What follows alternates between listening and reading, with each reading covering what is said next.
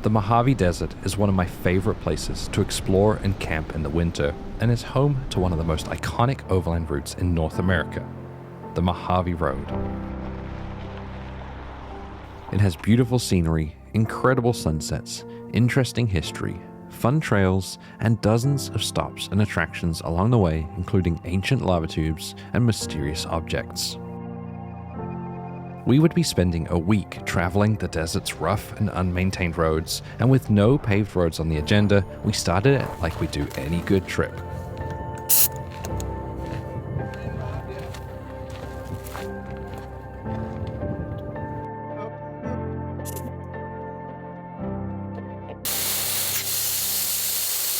It is good to be back out in the desert with the kids causing trouble. Actually, mostly David causing trouble. But it's good to be back out in the desert after a long cold winter, lots of snow. We're out where it's dry and warm, if not a little windy. Just got done airing down and I think we're ready to go.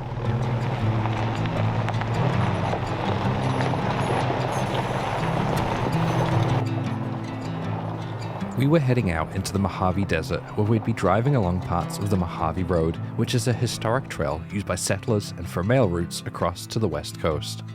On this trip, I have my son behind me in the back seat, and then David is in the Bronco behind me with his son, and we're going to be joined later by Jevin, who was bringing his son, and all three of them are all within about a year to a year and a half of each other in age.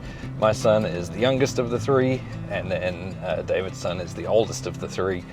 And the Mojave Road is one of those roads that I think is really good for taking kids on, because there's a lot of things to see and do along the way, lots of stops to get out of. The whole Mojave Road can be driven in 1 to 2 days, but we'd be there for a week, weaving around the various trails, sites, and attractions in and around the Mojave National Preserve. Our first priority would be to get across to the Piute mountain range, where we'd be stopping to meet up with Jevin and to camp for the night.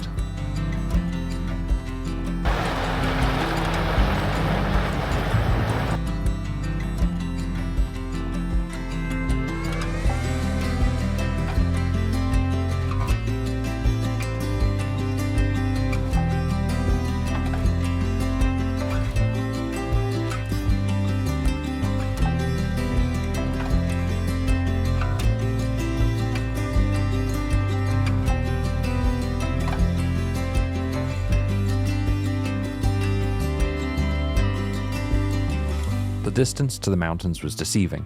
We thought that we'd be there in less than an hour, but despite the road surface on the first half of the trail being mostly sand and dirt, it had a lot of ridges, whoops, and small drops into the shallow washes that cover the vast desert floor, and it made it a lot slower than expected.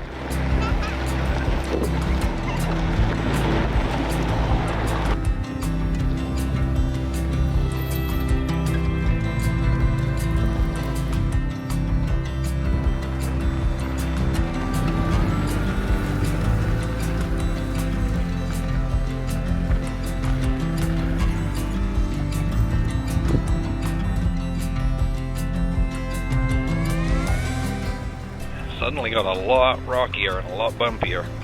Yeah, this is a pretty rough road. It was a road that was definitely made worse by me forgetting to air down the trailer tires. They were sitting at a solid 40 psi.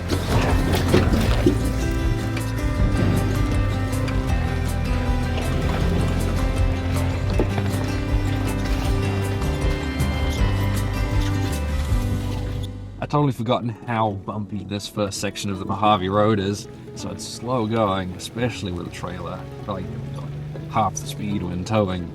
The trailer behind me is the Teton X that I borrowed from Atlas Outdoors. This trip was suggested by X-Grid Campers, an off-road trailer dealer in Vegas, and I picked up the Teton X from the manufacturing facility in St. George, Utah, just before the trip. This is so slow going. Yeah, dude, it's very slow. It's only 1.5 miles, but I'm only doing 1.5 miles per hour.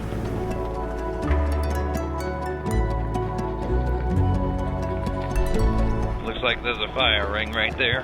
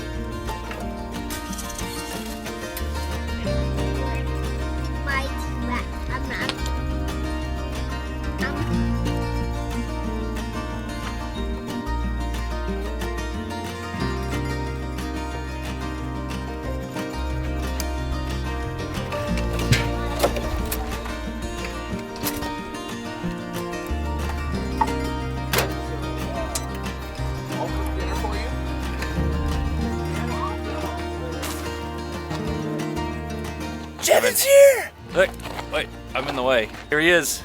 Jevin just got here.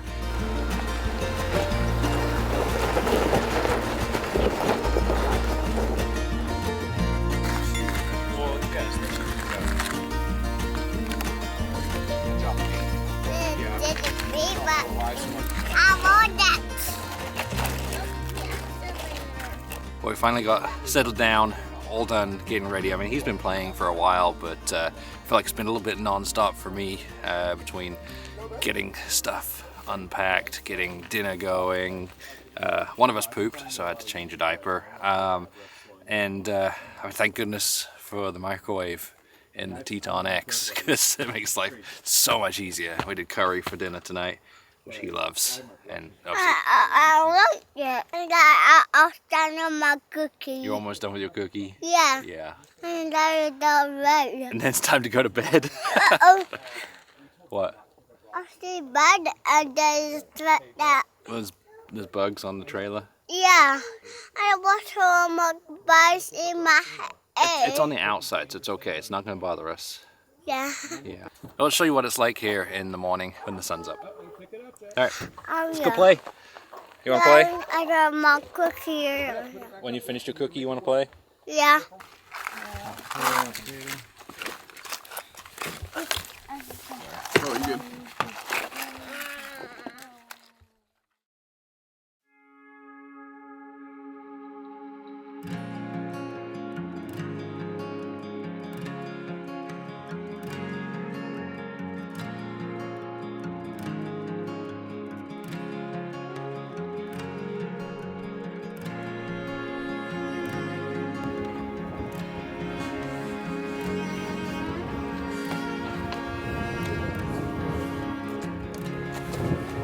good? How was the wind? Oh, it's fantastic in that rooftop tent. On this trip, we're staying in the Atlas Outdoors Teton X trailer you see behind me. One of the things that sets it apart is it's got a top that pops up, gives you a bunch of standing space and extra bunks for more kids. But last night, right before we were getting in, the wind picked up, and I decided to just drop it back down again. It means we lose the bunk, but I don't need it. There's only the two of us, and there's plenty of room to still sit on the bed and move around. So we were completely sealed in there, even though it's super windy. Didn't feel a thing, I didn't hear a thing, so it's really nice. Breakfast this morning is going to be pancakes. Got some frozen ones I'm going to stick in the microwave, and then we're going to take a look around because there's some stuff around where we've camped that I think's worth a look. Can we please not stand in the wind? I don't want that.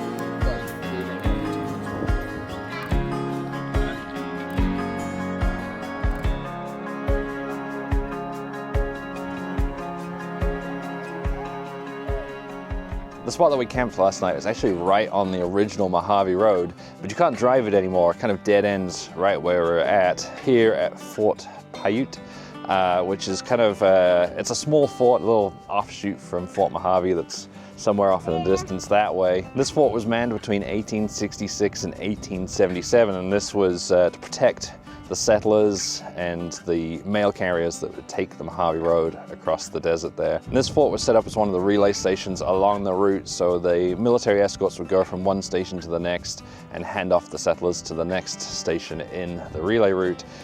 This one, it was only manned for about 6 months because the mail route changed to a more southern route that abandoned this part of the Mojave Road. And the reason the fort was built here is because you've got a spring behind me that flows year-round. That's why there's all these trees here, and basically the entire length of the Mojave Road is dictated by these springs, so it follows these natural water sources as we go across the desert. Now we're gonna get packed up and head back down to take the Mojave Road. It didn't take long to put everything away, which is one of the nice things about taking a trailer. I made sure to air the tires down on it, and we set out.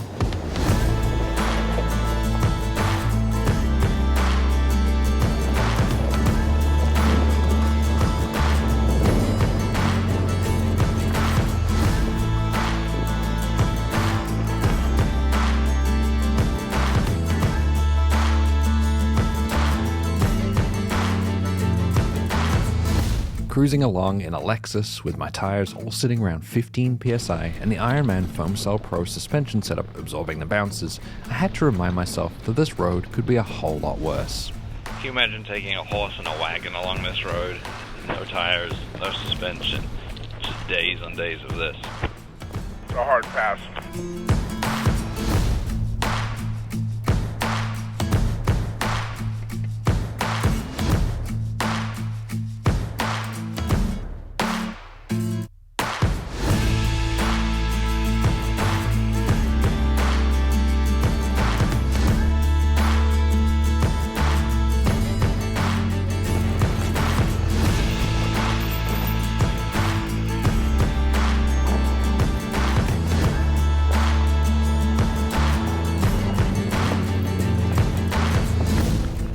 We're turning on to the Powerline Road now, which looks to be a lot smoother. It's kind of sandy, got some whoops in it.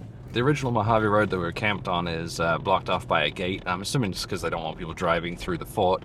So we've backtracked down to the Powerline Road, which is it's kind of a maintained, if not washboardy road with a few whoops on it. And that takes us over to a bypass up back to the Mojave Road. There is actually, we just passed one of them, and it's the one that we took a couple of years ago when we did the Mojave Road. But when we did it, there was a really bad washout, and it looks as though they closed that section of road because of that washout. OnX Maps has another route in another bypass that's recommended on there, so we're just going to head up to that one, play it safe. Our turnoff was only a couple of miles further along the road. The next right we're taking, Jevin. Oh, we forgot to stop at the petroglyphs on the way out of our campsite.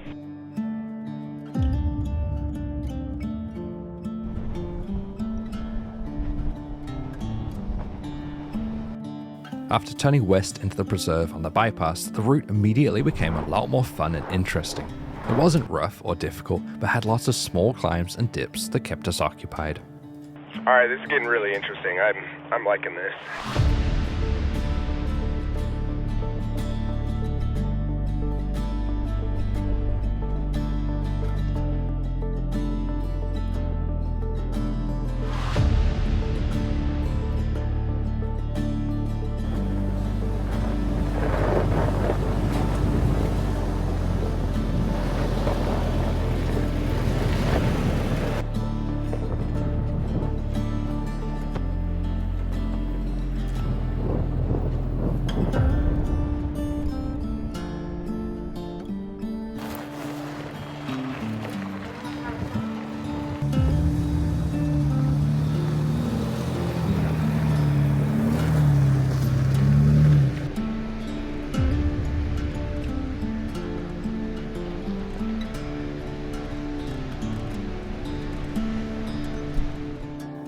Unfortunately, on the drive down to meet up with us, David had listened to a podcast on dandelions and had decided that morning that he needed to share his newfound knowledge with us all day long. Do you know that dandelions go to sleep at night and close the thing to preserve their pollen for the next day?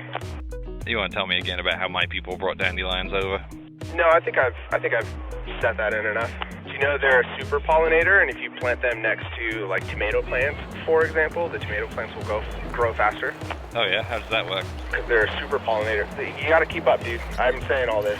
The bees and the butterflies and all that stuff really, really like it, so they just bounce from plant to plant.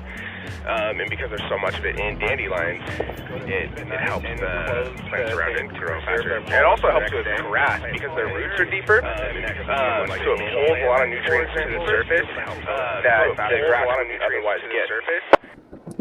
Fascinating. Looks like we've made it to the Mojave Road again, just in time for lunch. You guys want to stop here? Yeah. I know you do. You want to stop here? Yeah. All right, we can stop here for lunch.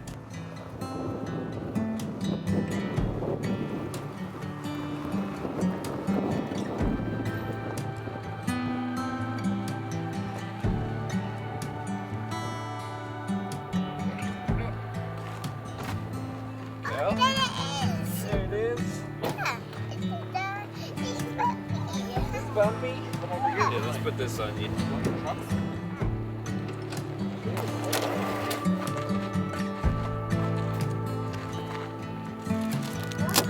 I had no idea it was going to be that efficient.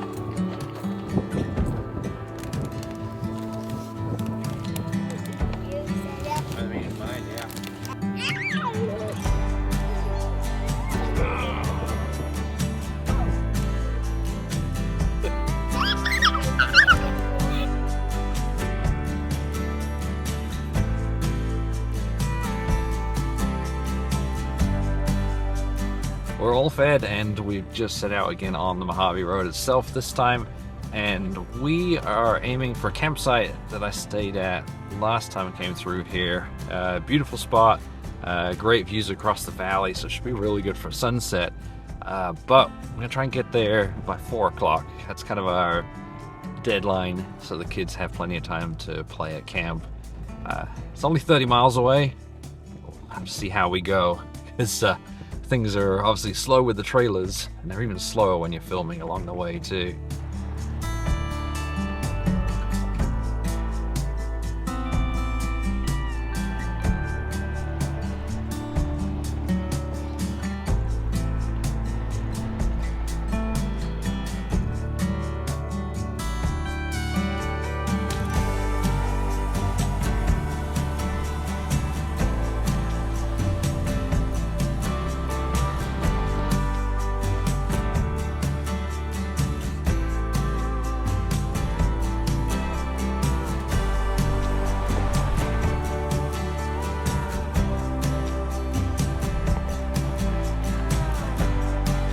This whole trip was planned, organized, and then the route shared between the three of us using the app OnX Off Road, which is a navigation mapping app, a bunch of recommended routes all across it. And that's what we're using right now to navigate the Mojave Road and find the waypoints along the way, you know, the attractions, the sights to see. It is also the sponsor of this video.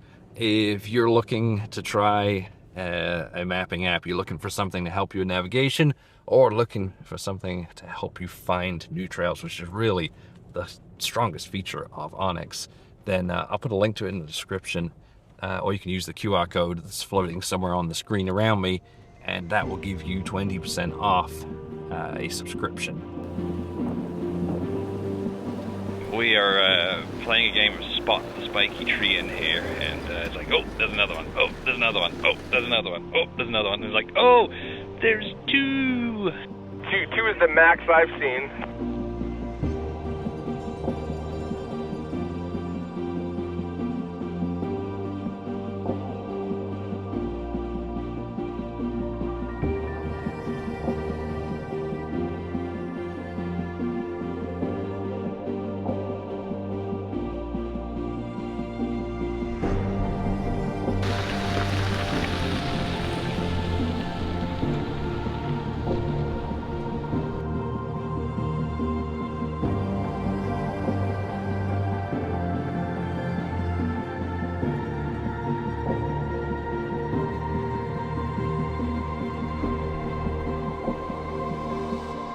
The can. Oh, you see the penny can tree? Yeah, what's the big whoop of this? You put a penny in and it's good luck. What do you see? Puppy said Daisy. You see the penny can tree? Yeah, Can you say penny can tree? that's right. That's she. That was great. Where is it? This. Oh, okay. Do you want to go put a penny in it? Yeah. Okay. I want me. I'll get that. You want to get that? All right, I'll go get you a penny. So put your hood up so you're nice and warm. Yeah, that one.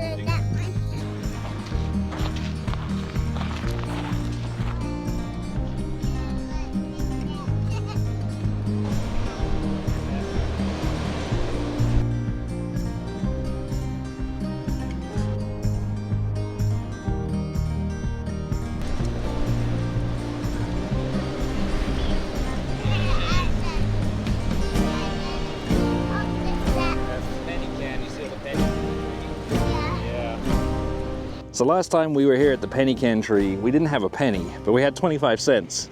And we figured putting a quarter in would bring us 25 times as much good luck as putting a penny in is supposed to give you. And then he got bitten by a mouse. And then Sean's Jeep broke down. And then what else went wrong? I don't know, a bunch of stuff went wrong. So this time, we made sure we brought a penny. So we're gonna put a penny in, or he's gonna put a penny in, and hopefully get some good luck. Hopefully we don't run out of gas, because that's a very real possibility based on the fuel economy we're getting right now. You ready? You ready for your penny? Yeah. Here it is. There it is. All right. That coin. It's a coin, yeah, it's a penny. All right, you ready? Put it in. That's it. That's good luck. Should we do one? Should I do one too? Yeah. Yeah. All right. You ready to keep going on the Mojave? Yeah.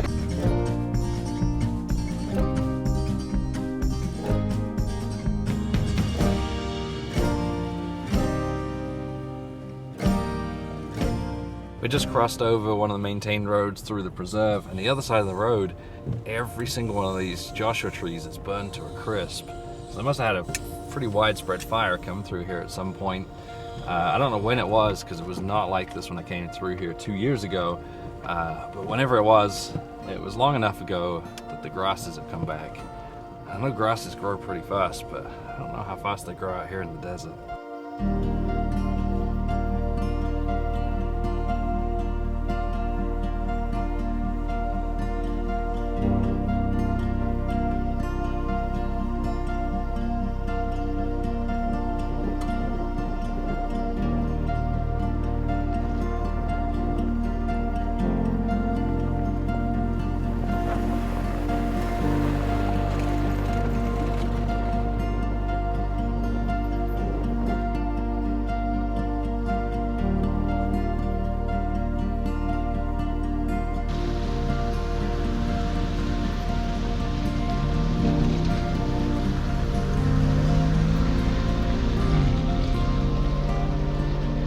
The idea of taking a trailer through the Mojave Road was an idea from X-Grid Campers. X-Grid Campers is a company with a couple of showrooms, one in Vegas and one in Knoxville. Two huge showrooms dedicated to off-road trailers. So if you are in the market for a off-road trailer camper, definitely check them out. And of course, I got to thank Atlas Outdoors, because they let me borrow the trailer that is behind me, their Teton X. It's a really nice trailer, and I'll show you more of it later. Close to the middle of the preserve, the Mojave Road meets up with the maintained Cedar Canyon Road. You'd think that being maintained would be a good thing. Are you guys ready for the washboards? We definitely preferred the bigger but smoother bumps of the less traveled, unmaintained roads, but at least we were making good progress towards camp. On the way, we had to make a quick stop at the Rock House. We just made it to Rock Springs House. This is a house that was built by a World War I veteran. He suffered a chlorine gas attack in World War I and was told he only had a few years left to live. But he came out here to the clean desert air, built himself this house next to the springs here, and ended up living for another 25 years. I think it worked out well for him. It is open, the door is wide open, which is unusual. I thought it was supposed to be locked. Either way, I'm gonna shut it before we leave because I don't want it wide open.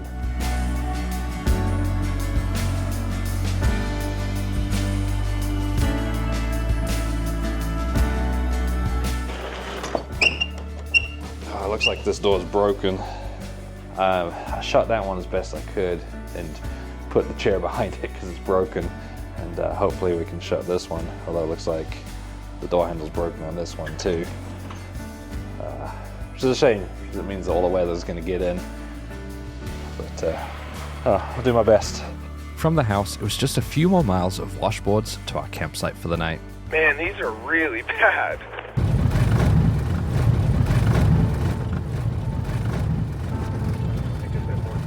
What a view. This is beautiful.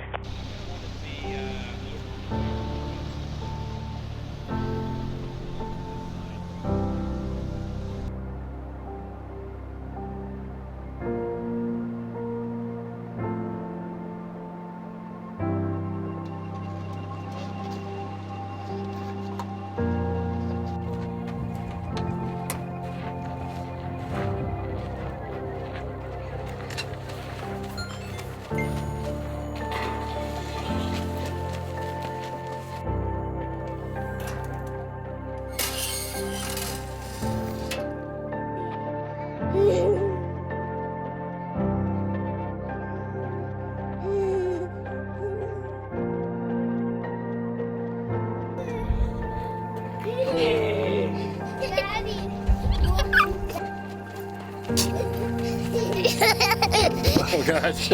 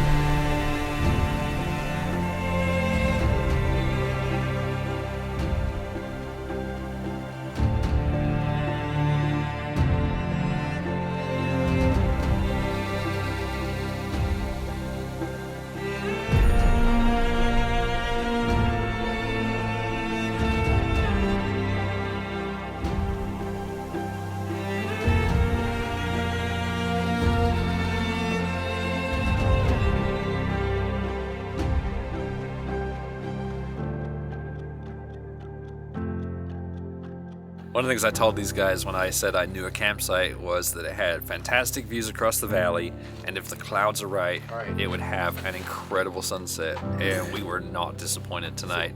And now that the kids are all in trailers and campers, settled down, we're gonna break out two things.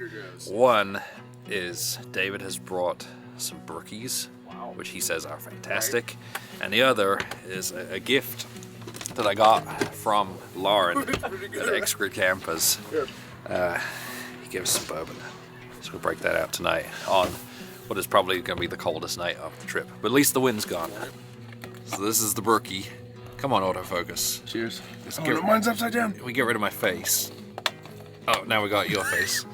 There we go. We got I'm back here just going. enjoying it. So this is the brookie. I think Oh, it doesn't like my face. this looks really good. Cheers. Cheers. Cheers. They're really good. Is there more? Oh yeah. Oh, there's more. Come on, Peon. Oh, Hurry up look and at pour me that. my bourbon. What did you call me? Peon. Oh. Thank you. Oh, when? Like 5 minutes ago. Cheers. Cheers.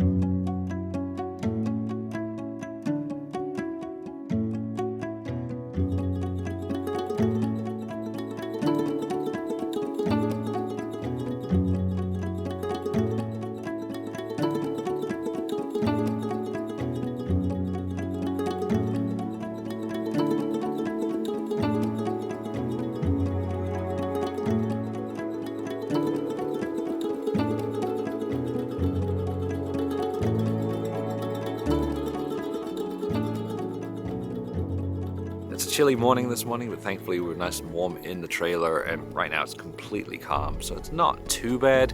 But we weren't really expecting this cold. I didn't really prepare for this cold.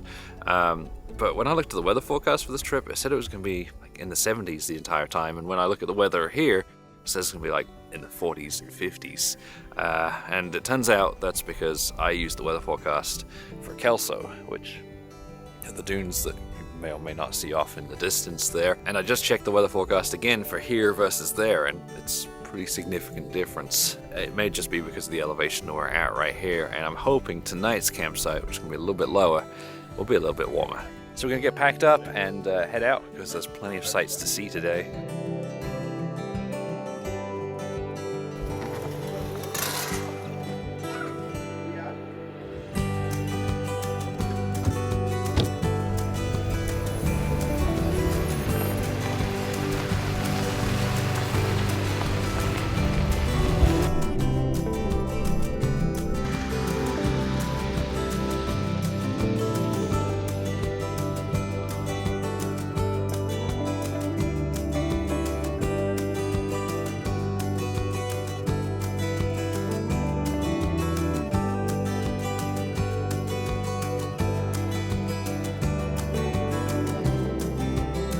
As we dropped down into the valley, the sun came out and the desert started to rapidly warm. After wind, rain, and cold, it's finally a pretty nice day. Yeah, it's feeling pretty nice. It was very pleasant, and we all had our windows down as we cruised slowly through the rolling trail.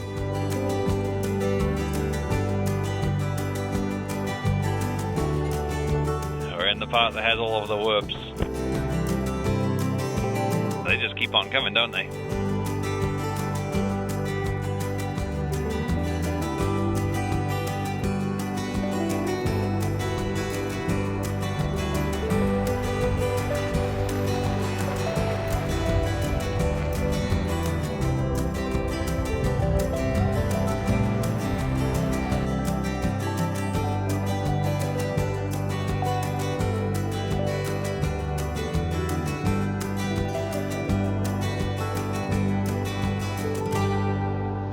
Whoops never end, do they?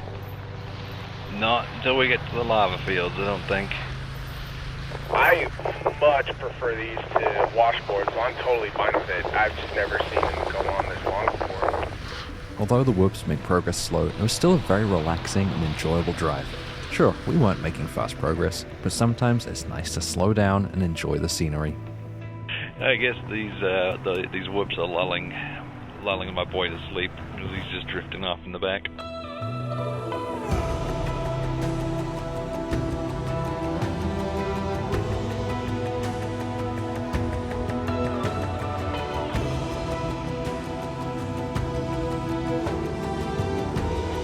These rocks to our left are so sick. Have you been out to Joshua Tree? I have not, but I'd really like to. Yeah, it's like huge mountains of rocks like that all over, and then lots of Joshua trees.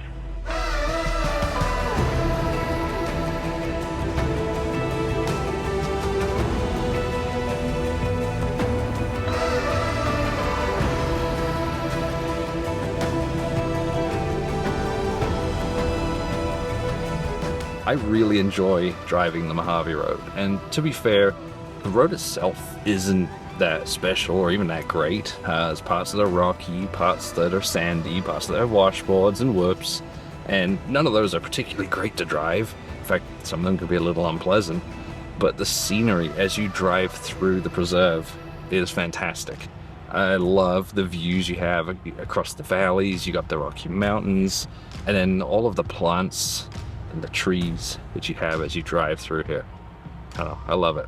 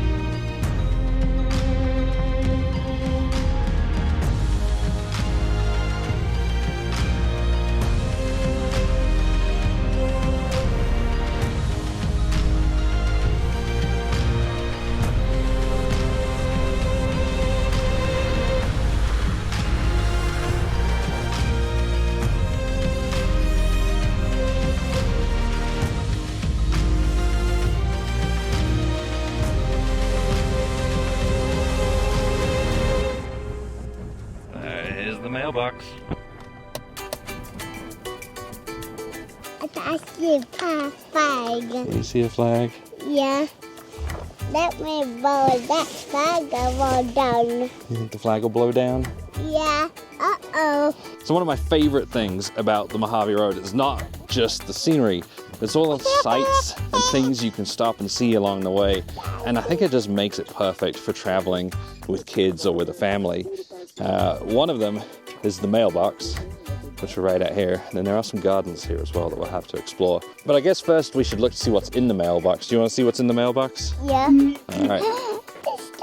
There's stuff.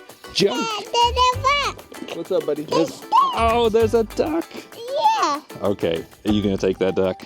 Yeah. Are you so excited about that duck? Wait, do you take stuff out as well? Oh yeah. Oh, there's water. There's what in there? Yeah, bud? There's water. I'm filming. I feel like David just put that in there. I might have. Oh, Band-Aids. Yeah, it's good to have some first aid kits in here. Sunscreen. Another sticker. Yeah. I will take. So now that we're taking some stuff from the mailbox, we need to put some stuff in. And I've got some goodies, including this trash bag, the Sacket from OnX Off Road. We also have some stickers and a patch. Do you want to put those in there? Yeah. Do you need me to hold one of your stickers? Yeah. Here. Will you put those in the mailbox? And then finally, I have actually a pretty nice flashlight that my wife hates because you have to charge the battery separately. So there's a flashlight in there if anyone wants a flashlight. And that's it. I guess someone else can look in there now. You got a duck and it's 2 stickers. Yeah. Are you excited by those? Yeah, I was at that. You want to shut it now? All right. There you go. Good job. After having the kids shut in the vehicles for several hours, we decided to hang out at the mailbox and let them eat lunch and run around for a bit. It was the perfect place for a midday break.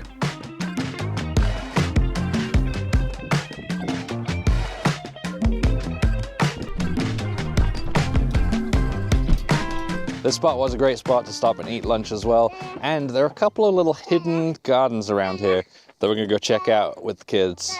Gonna go look at the frogs? Yeah. That is sign. That's a sign. Let me take one. Take one. Well, we don't take the frogs here, we leave the frogs here. Yeah.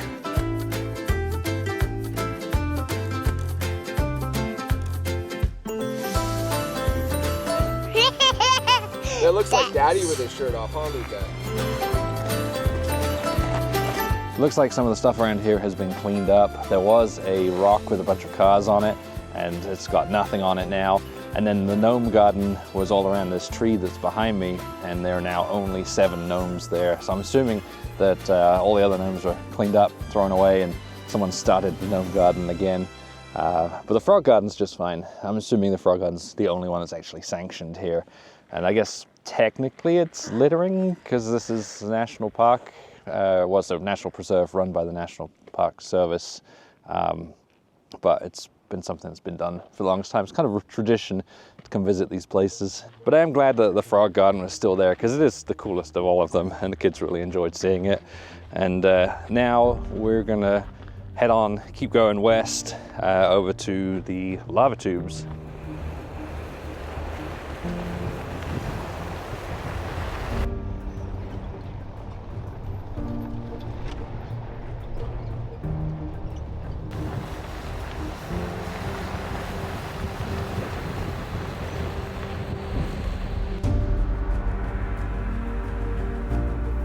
As we had continued through the desert from the mailbox, I'd been keeping an eye on my fuel gauge. I could practically see it moving down as we drove. So I just did the math on how far I could get on a tank, 7 miles per gallon. If I used the entire tank, it's about 150 to 160 miles. With the 4.6 litre V8 and only 6 gears, the GX is thirsty, and while towing a trailer, it's even worse. It's worse than my Tundra gets in the same conditions. Combine that with a much smaller fuel tank, and it was quickly becoming clear that I would not make it the entire length of the Mojave Road. We'd need to go get some fuel at some point.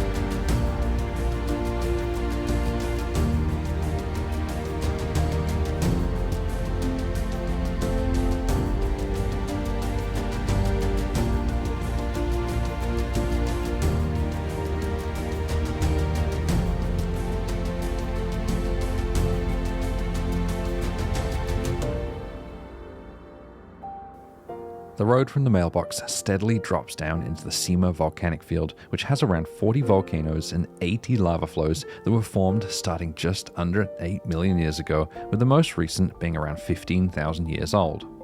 This is the edge of the lava flow to our left here. One of the lava flows, from around 27,000 years ago, has a lava tube that you can climb down into. You want your camera? I'll hold it for you for now, okay? Behind me up on that hill is the lava tube, and this is one of the highlights of going along the Mojave Road. Super cool, really unique, especially this one. You know, lava tubes, you can find them several places across California, but this one's really cool just because it's got that little light portal that shines through. So we've got all the kids together, got all our headlamps out, and we're gonna head up there.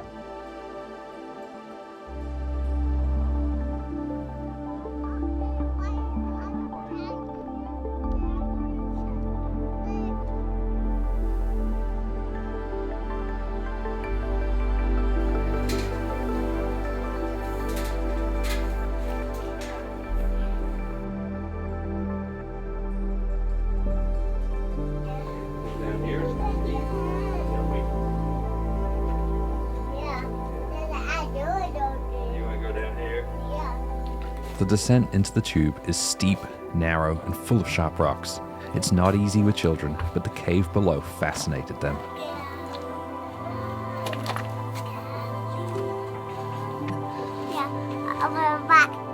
Walk from here. The walls of the tube are covered in swirling patterns from where the solid rock was once an oozing liquid.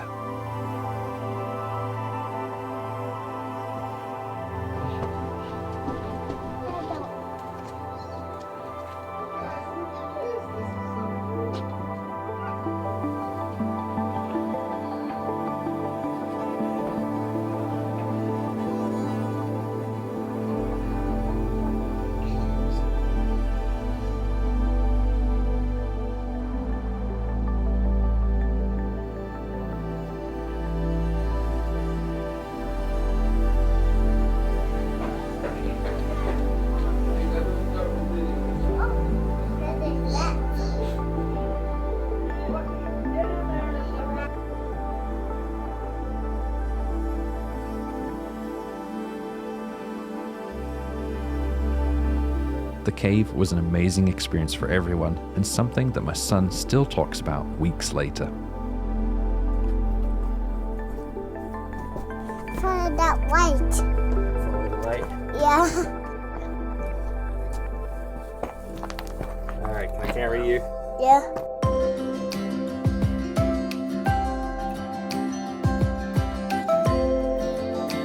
So now it's time to head to camp, and we're camping somewhere over there on the edge of a lava flow, but to get to it we have to go all the way around the lava flow. So we're gonna head over there and hopefully set up with plenty of time to play.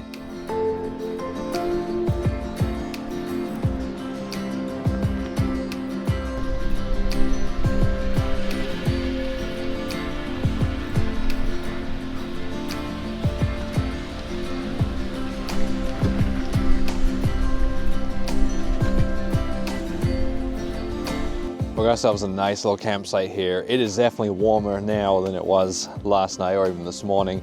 It is still a little windy, but this campsite's kind of nestled in to the corner of a lava flow, which has helped give us a lot of shelter, which is really nice. So we're just gonna get set up and get the toys out so the kids can get playing.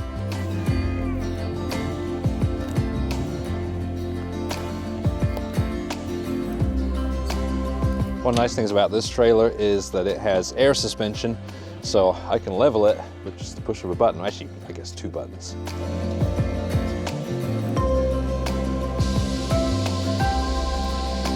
And thanks to the help of the air suspension and that little gauge in there that tells me when I am level, the trailer is set.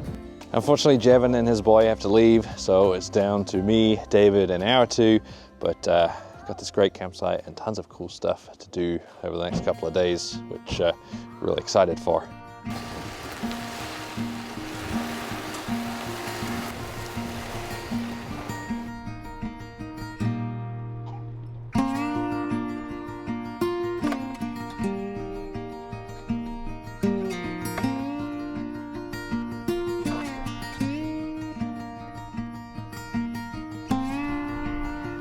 Just you and me now. Having a true fluid head on a ball on a tripod. Oh, Thank you. That is exactly what the people watching this video want to hear about. it's my new tripod. Look around, look around. Ooh, we got the cool walk. We got the cool walk. Ooh, we got the cool walk. But I've got the cool tripod. What do you see? Sunset. Where's the sunset? There it is. Oh yeah. What do you think? Orange. It's orange? Yeah.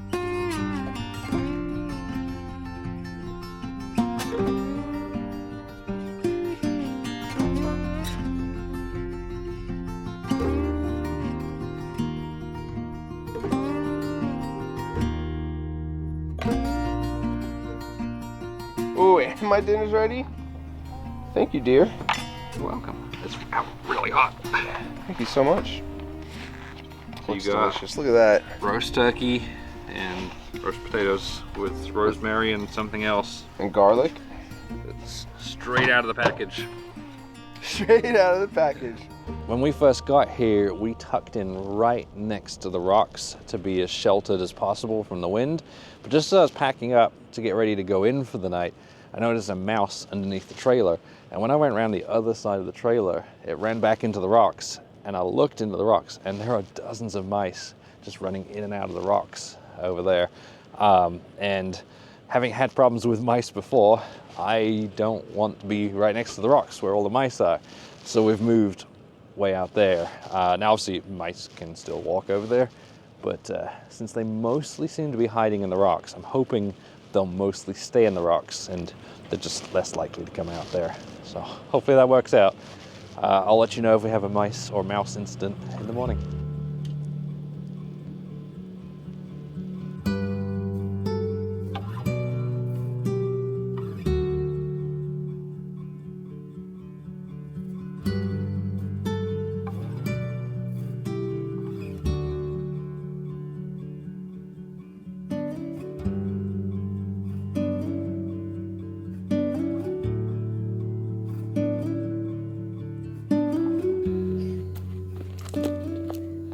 I wish we were allowed to fly drones here, but unfortunately this is National Preserve that is run by the National Park Service, so we can't. Last night, David pointed out the satellite image of this spot in the lava flow. It's really upsetting we can't fly drones.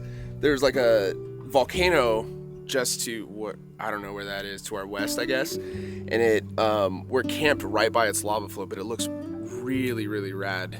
Yeah, from here you just see a pile of black rocks.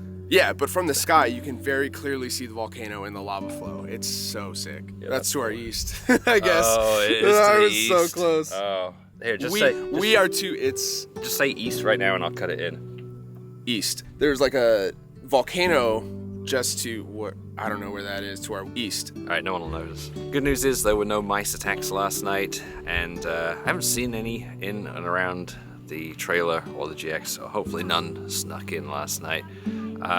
Good news, even more good news, is I think today's gonna be warm. I've gone for shorts. We do have several cool things planned for today, but unfortunately we have to start off with a 40-mile round-trip detour to go up to Baker to get several things. First of all, I need to get gas. The GX has been way more thirsty than I ever thought it would be, and while there are 6 gallons of Rotopacks on the trailer, the little Rotopacks mounts have a locking core on them, and the locks have corroded shut, so I can't actually get the Rotopacks off. Right now, I guess they're just for display, so yet another reason I'm not a fan of Rotopacks. The other thing we have to do is go get an extension cord for David so he can charge his trailer.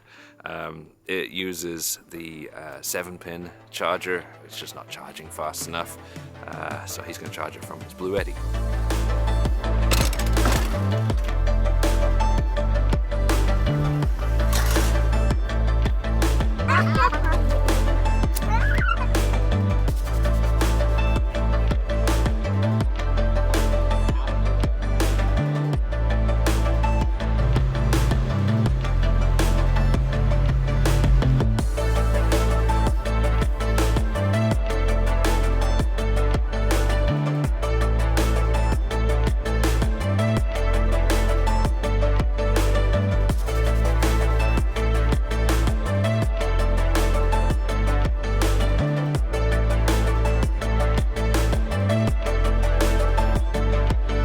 And we're back on the Mojave Road. We're all fueled up.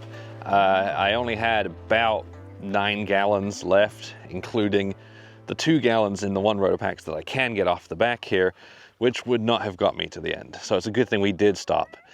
So what we're gonna do now is air down, because from here on out there's a lot of sandy roads, and obviously it helps with comfort too. For this stretch of road, David's gonna look like one of those posers that drives along with all of his lights on, including the light bar in the middle of the day in the bright desert. Except he has a reason for it, and I figured I'd explain, otherwise we're gonna get comments calling him out. We realized he's got a smart alternator, and the charge controller in the trailer was not charging because his alternator wasn't running. So the goal here is to use power from his starter battery so the alternator has to run more. That way he can charge his trailer. It is probably a simple fix because the charge controller probably has an ignition trigger, but I'm not familiar with this one, and rather than pull it all apart and wire stuff up, I'm just gonna leave his lights on because it's easier.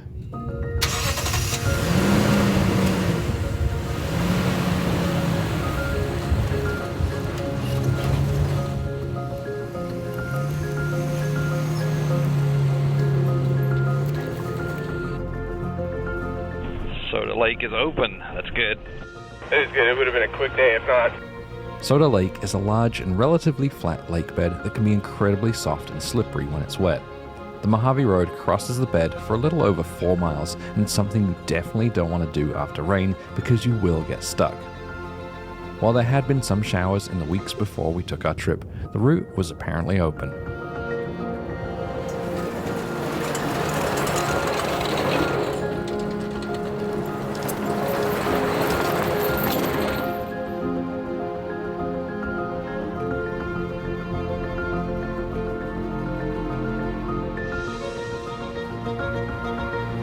After making our way along Willow Wash and around the northern end of the Old Dad Mountains, the road turned 90 degrees to the southwest, making its way over the Devil's Playground Desert towards Soda Lake.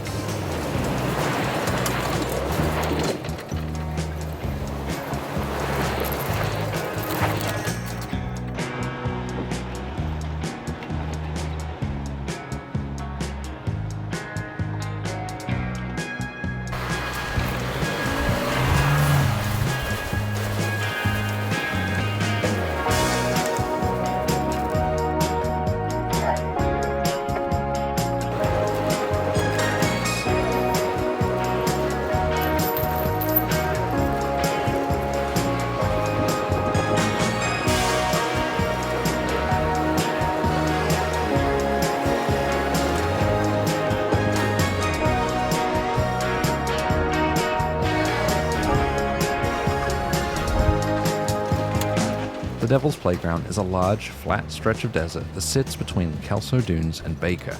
It's an extremely dry area that's scattered with creosote bushes, short desert grasses, and wind-blown sand.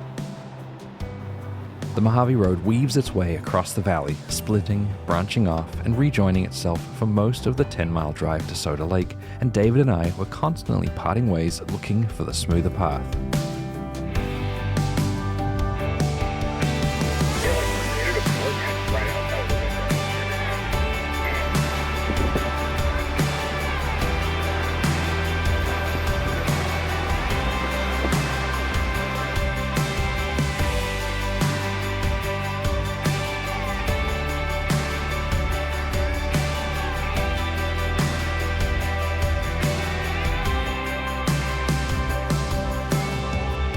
We've just reached Soda Lake. This is an interesting lake because the Mojave River that leads here doesn't actually have an output. Like, it doesn't go out to the ocean anywhere.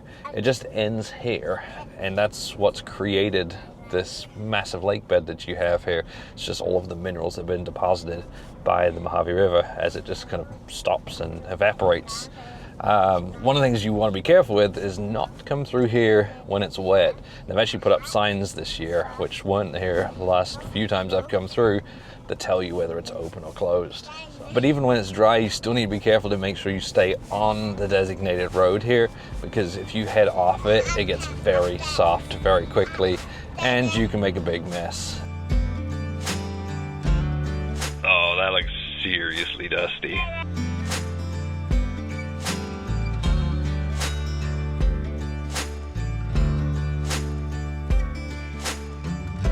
The lake bed had a short section of wide, dusty ground before turning into a pair of hard, packed tracks. When we stepped off the tracks to film, we'd immediately sink into the soft crust. Most of it was dry and flat, but we'd occasionally pass damp patches or drive through bumpy ruts across the road.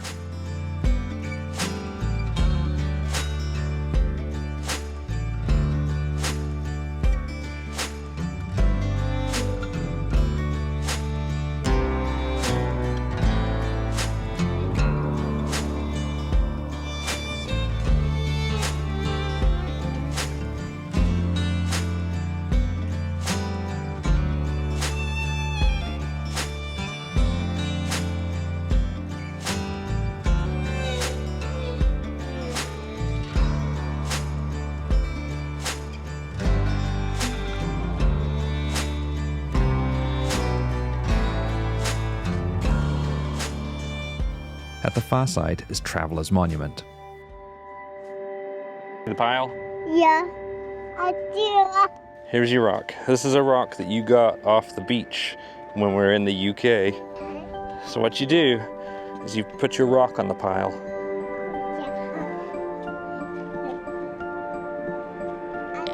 There it is. All right. And you say bye-bye, rock. Bye-bye, rock. On the west side of Soda Lake is this rock pile. So if you travel the Mojave Road, bring a rock from home or from somewhere to add to the pile. And while you're here, make sure you read the secret message that's in the center of the pile. I don't know if David knows it's there. David? Secret message. Yeah. And no, it's in the middle of the pile. Yeah, there's a secret message up here. I see a little rock in the blue. Look at the secret. Do you want to know what it says? It says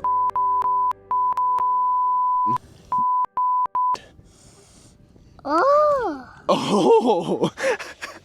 So now I think we're going to look for a place to camp. I really wanted to make it to Afton Canyon, and my kid's been talking about Spooky Canyon all day long. He really wants to go to Spooky Canyon, but they're also both getting really antsy. So I think we're gonna just get over to the sand dunes and see if we can set up camp somewhere in the dunes.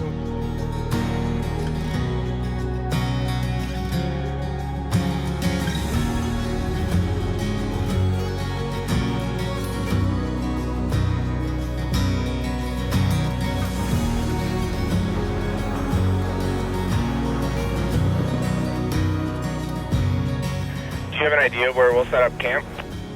I don't. We could go up into the canyon and set up in the canyon somewhere. I have never really seen a specific campsite there, but there's plenty of space. Or we can just set up in the sand dunes somewhere. I vote we go right and see what's up there.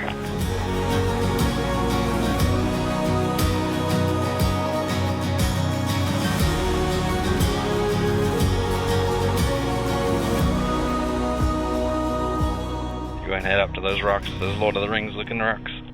Yeah, that's kind of what I'm thinking. Oh, and there are roads off to the left up into the rocks there too.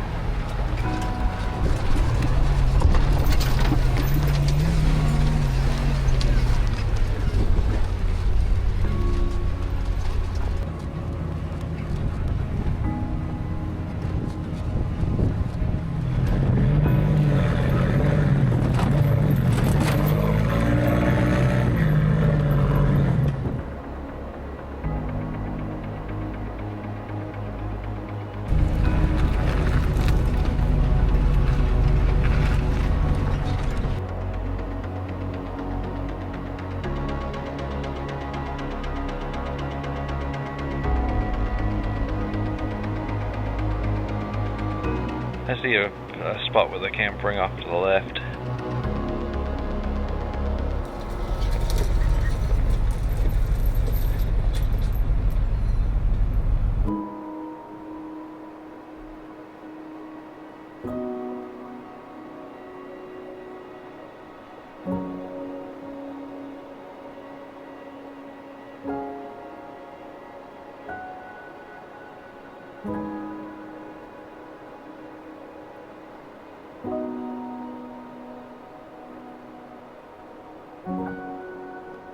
Well, we found ourselves a nice little spot to camp in the open riding area, tucked away against some rocks, and it is beautiful right now. Beautiful, not only just the view across the valley, which is a good one, but beautiful in that it's, I think, about 75 degrees, just very light wind, very pleasant. This is nice, I like it, and the kids are out here exploring. That's where we're going now, just wandering around.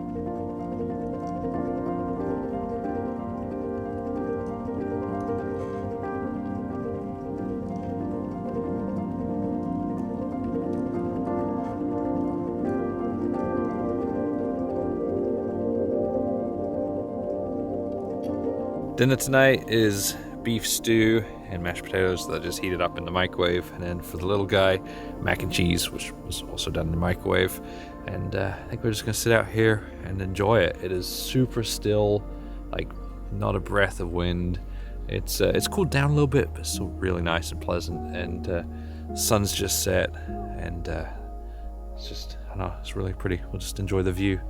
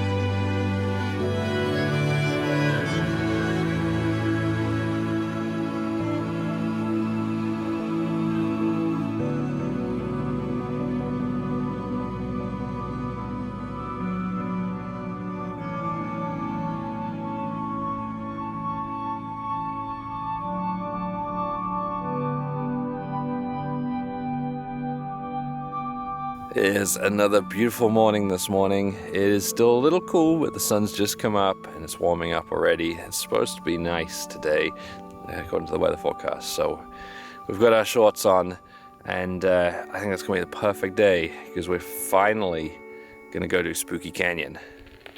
I'll do that. I'll do it in the Spooky Canyon. You want to go in the Spooky Canyon? Yeah. Yeah, he was very upset yesterday when he found out we weren't going to make it in time. And Spooky Canyon at the mountain at the top. There's a Spooky Canyon up in the mountain at the top. Yeah. Yeah. So I'll do that. You want to go to that? Yeah. Okay. I might need to put subtitles in for him, but he's getting a lot better. Do you want your hat back on? It was very much time to go to the Spooky Canyon, and rather than make him wait any longer, we quickly packed up to head west across the sand dunes.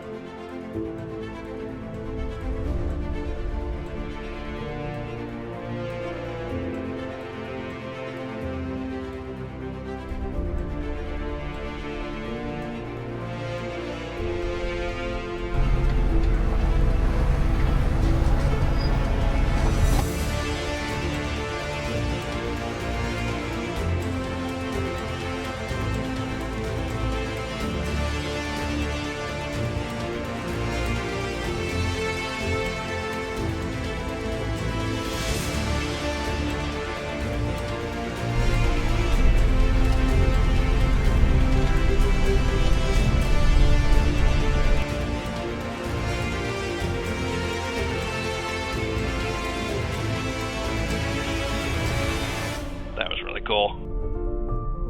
I'm glad you suggested coming up here because this little area is way cooler than where I wanted to camp. The rate in which this road switches between whoops and fat washboards is, I don't think I've ever been on a road like it. Yeah, I really prefer the whoops. What's weird though is with the fat washboards, I'm better off doing 20 miles an hour. But if I speed up to that, and then along comes one of those random whoops, I'm toast. The terrain had changed quickly in just a few miles, starting with the alternating whoops and fat washboards, before quickly becoming very rocky. But it was about to change again for the better. Good news is we should be heading into the soft sand soon, and if I remember, it's a lot better.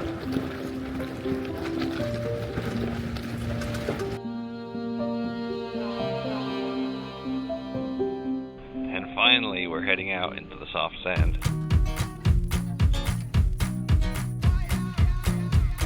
Ooh, it just got smooth.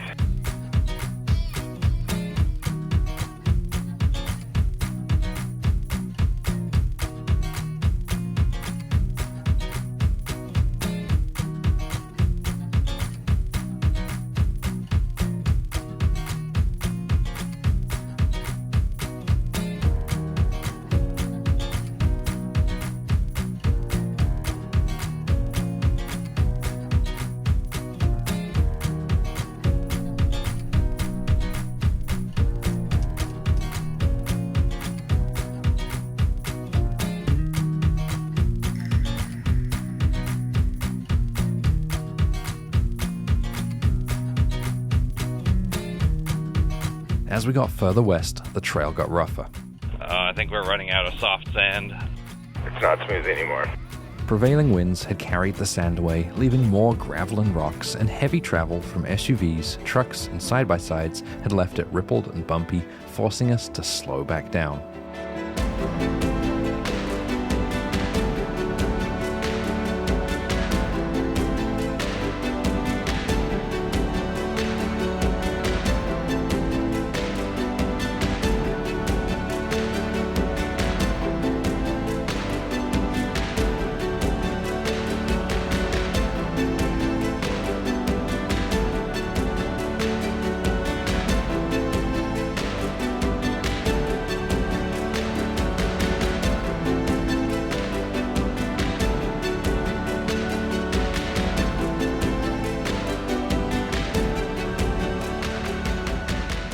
At the far western edge of the Devil's Playground, we reached the Union Pacific Railroad Bridge, which marks the start of the beautiful Afton Canyon.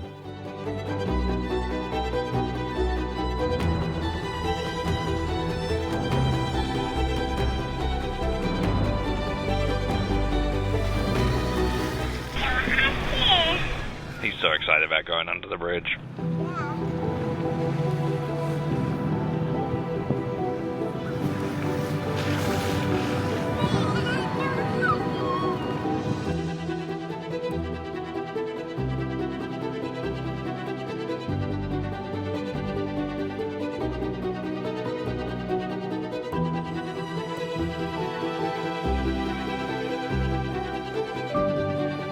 The railroad runs the length of the canyon, and I'd read about a train that had lost its brakes and derailed decades ago. Somewhere around here are the crashed boxcars, the crashed train. Actually, I think I can see it. To our right? Yeah, I think that's it, buried in the sand. Rather than remove them, it was deemed easier to just bury the boxcars. Of course, the sands along the wash in the canyon are constantly shifting, and occasionally the boxcars show up.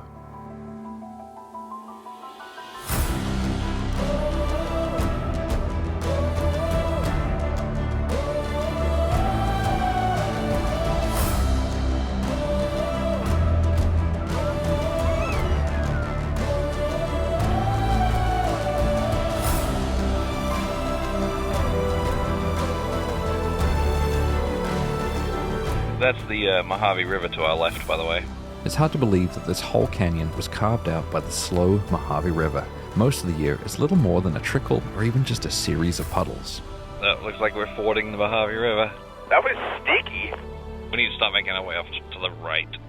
Where are we at right now? I'm confused. For a kid. The Spooky Canyon. Yeah, I ready? do. You ready to see the Spooky Canyon? Yeah. Are you excited? Yeah.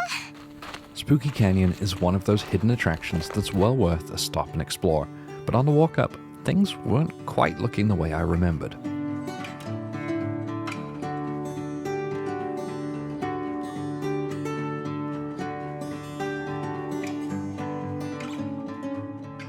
I think I'm going to have a very disappointed 2-year-old when we get back to the vehicle and he realizes we're not going in Spooky Canyon, and it looks like the mouth to the canyon has collapsed and it's full of boulders now. Yeah. You see Spooky Canyon behind you? You see it's broken? Yeah. Yeah, I did. Yeah, so that was slow. It's broken, yeah. Yeah. So I got some good news. I got back to the car and I opened up my phone and looked at the maps and found out I'm at the wrong canyon. The actual Spooky Canyon is just around the corner there, like so close. So we get to go to Spooky Canyon. You want to have some comment about how I'm an idiot? Oh, they know, I think. That, they know. Easy mistake. I guess I should have looked at the map first. I just knew it was underneath a bridge. That's a really good under idea. the Isn't this tracks. video sponsored by a mapping company? It is. I probably Wow, should have looked at man. that first. So now we're going to go to the correct Spooky Canyon. This time, things were looking right. You ready to go to Spooky Canyon? Yeah, I do. You so excited? Yeah, I do. As excited as he was, my son would not forgive me for my mistake. Dada. Yeah, silly dad. I went to the wrong one. Yeah, it's Dada. Silly dada. Yeah, I'm just doing all my men. Sleepy Dada.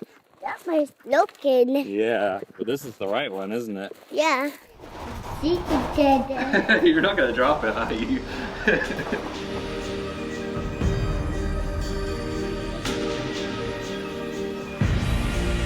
Spooky Canyon is a steep slot canyon with concrete-like walls filled with small rocks.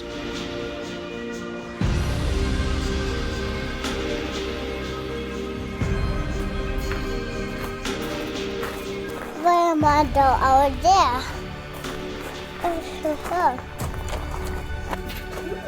I see you. Yeah. I got my hammer. The further you go up the canyon, the narrower and darker it gets, until eventually the overhanging walls block all of the sunlight.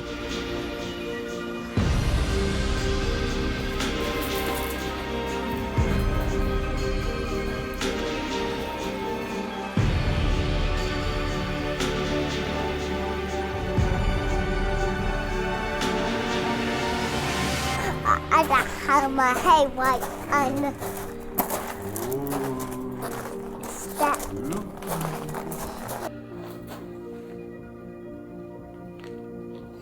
Did you get a good shot? Yeah. I see that rock. I see that rock. Stuck. Keep going. Yeah.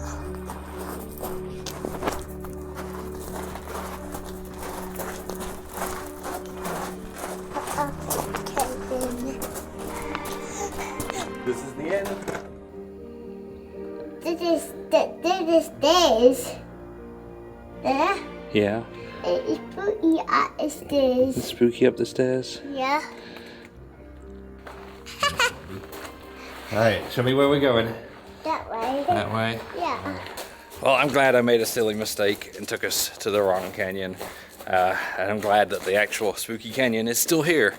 Of course, you never know. It could take one flood, one serious rainfall for this to collapse. But it is really cool to visit, especially go up into the dark spot where it's so narrow there's only like a couple of little shafts of light that come through.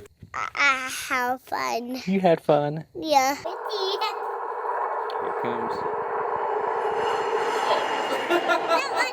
That wasn't a train. That's okay. It's okay. Whoa.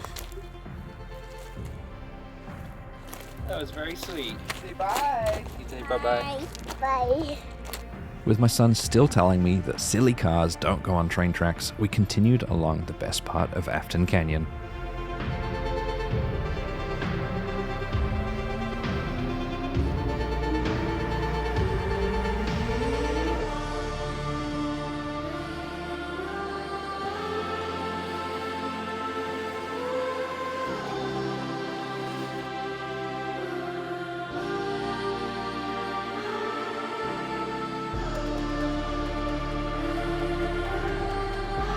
Oh god, these cliffs are so rad.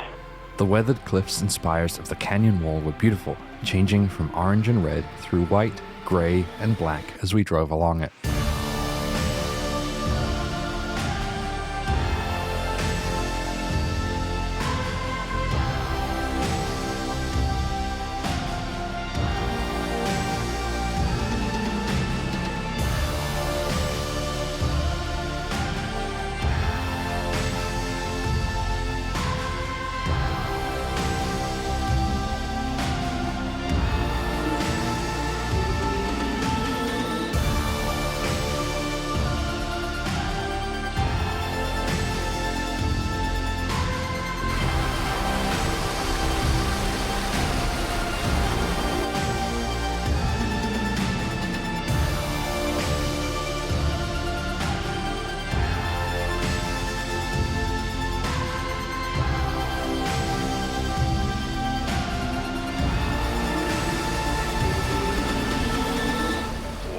that is super low. I did hear that they changed it so it drains properly, because this used to be like top of the tires, kind of deep.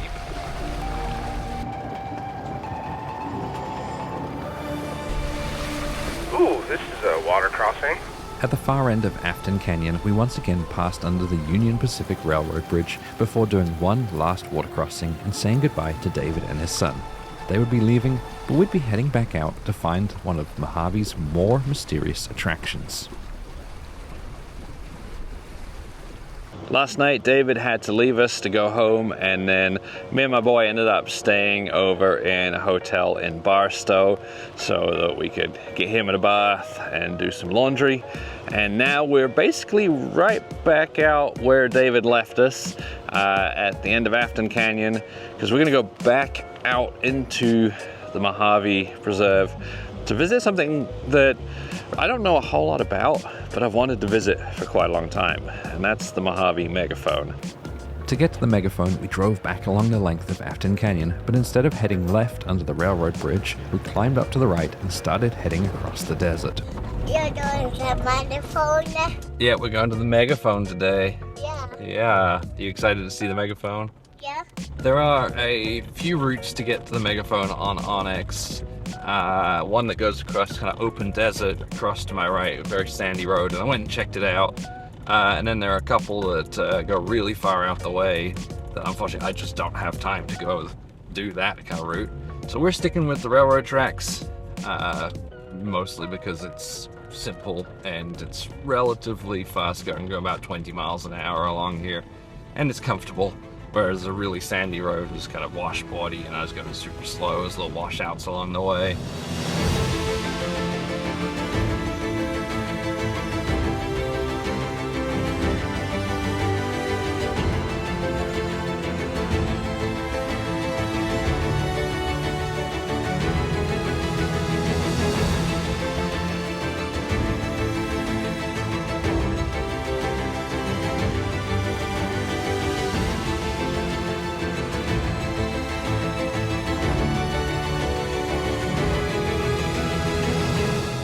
The road along the tracks had been dead straight for just over 7 miles before taking a sharp right turn to the south onto the old Tidewater Railroad grade at the abandoned town site of Crucero. The town used to serve the two railroads at their crossing from 1911, but when the Tidewater Railroad was decommissioned in 1943, the town was left to decay. Despite this area of desert being extremely remote, there were still people out there. Well, we just drove past what I think is a house out here. There's a bunch of solar panels and someone's walking around there, and it's very, very remote. I can't imagine living this far away from anyone or anything, but I guess that's how some people like to live.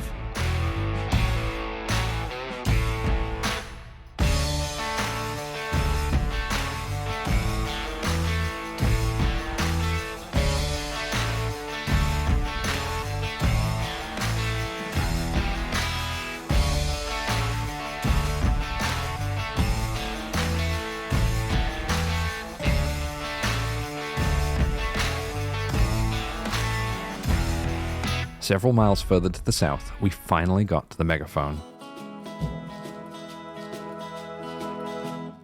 I'm on the phone. What about it?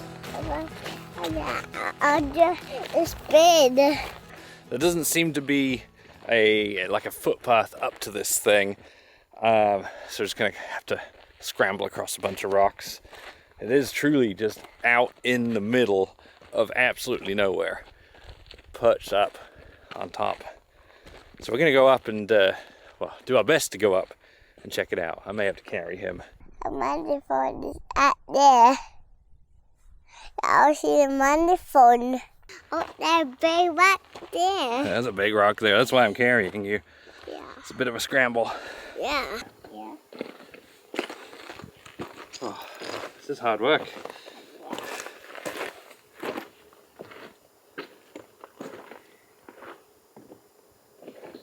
There it is. It's big. It is big, isn't it? Yeah. Are you filming it? Yeah. That is cool. You ready to shout in the megaphone? Yeah. What are you gonna say? I don't want to. Whew. That was hard work getting up here, wasn't it? Yeah. Yeah. For one of us. Yeah.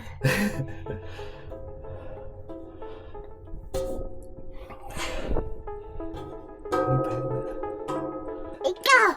Did you hear echo? Yeah.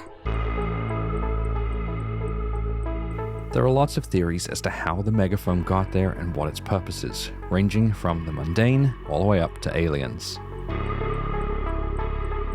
Some say it was installed as part of a secret weapon testing program, potentially to transport chemical weapons or even as a megaphone warning of upcoming tests. Others claim that the crosshairs mark a location. One end of it points towards a hillside that's littered with petroglyph-covered rocks, and the other side is said to point towards a secret cave system that's filled with gold nuggets. It's possible that, like the Utah monolith, it was just done for the sake of it or to create some interest in an otherwise mundane area of desert. It's thought that the megaphone weighs upwards of several hundred pounds, so it's hard to believe that someone would carry it up there without a solid purpose. However it got there, and whatever it's for, it's been sitting there for decades, and no one truly knows why.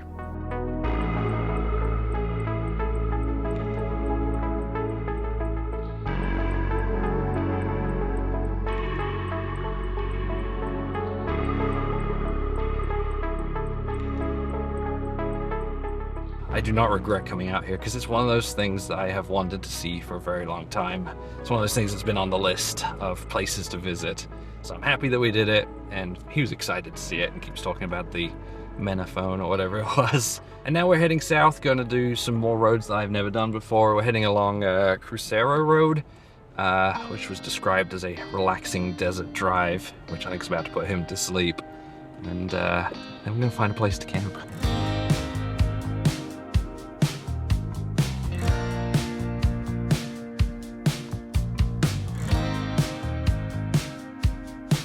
I'm not sure I agree with the website that described the road as a relaxing desert drive. It was a nice setting, but the road had deep washboards for miles, crossed by hundreds of long dried up, shallow washes that required slowing way down. It was rough, bumpy, and slow going, but somehow still managed to lull my son to sleep.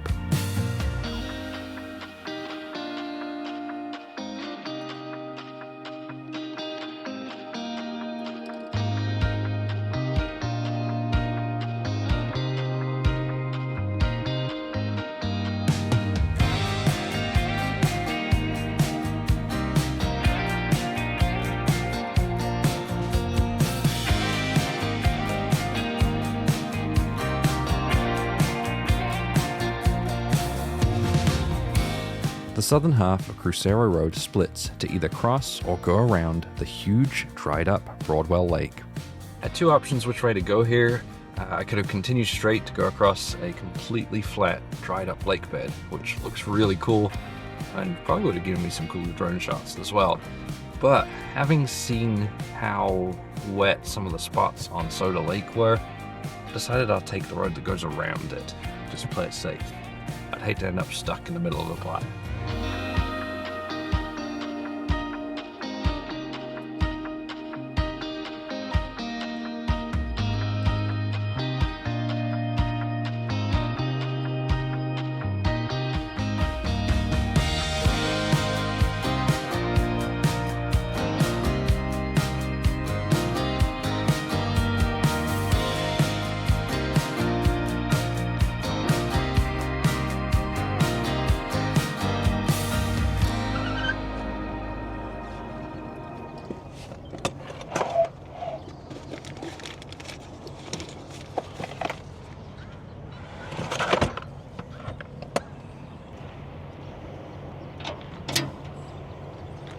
Well, after, I don't know, maybe like 50, 60 miles of pretty rough roads, we have reached the delightful town of Ludlow, and I'm airing up, ready to get on the I-40. We're gonna head east back into the Mojave Preserve and find ourselves a spot to camp for the night. But first I've got to fill up with what's probably the US's most expensive gasoline at $6.79 a gallon. Of course the GX takes premium as well, which doesn't help. I wanted to drive Route 66, but after seeing how grim it was, I changed my mind and we went to find camp. We got ourselves a nice little spot on the southern end of the preserve, just a few miles in, and got here just as the sun was setting. Can't actually see the sunset from here, but just up on the hill over there, you got a view across the valley, and it's really pretty. So, gonna get set up here and get some dinner going for tonight. And we're all alone tonight, which little guy was sad. He asked if he could play with his new friends, but he has to make do with me tonight, or all of his many cars that are inside the trailer there. But I think he'll be happy. I think he'll be okay. Do you want some pizza for dinner? Yeah, I do. I do a pizza. Okay. All right. I'll go get pizza going. Actually, I'm gonna pop the top up first.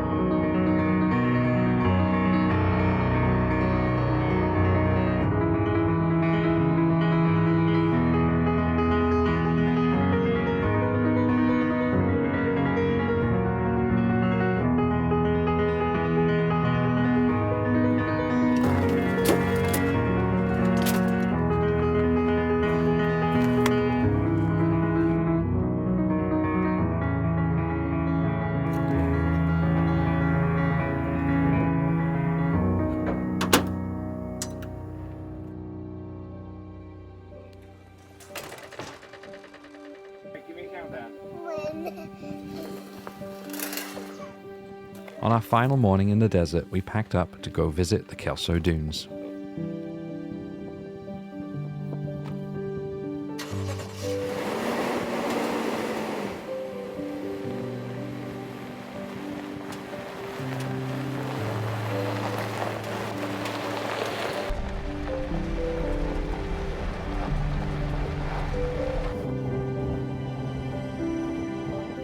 What you do? Coming to you. Where's your frisbee? There it is. You coming? Yeah. Where are we going? It's in these.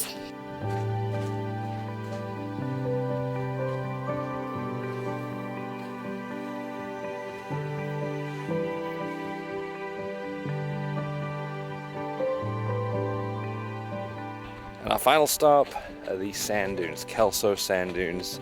So the little guy can get out and play in the sand for a little bit before we start to head home. It is amazing how much longer this trip took with 3 kids. We'd actually planned to do a huge amount of the Mojave Heritage Trail, but that's okay because we really did it for them. And by slowing down, I think they had a lot more fun. The dunes ended up being the perfect end to a great trip.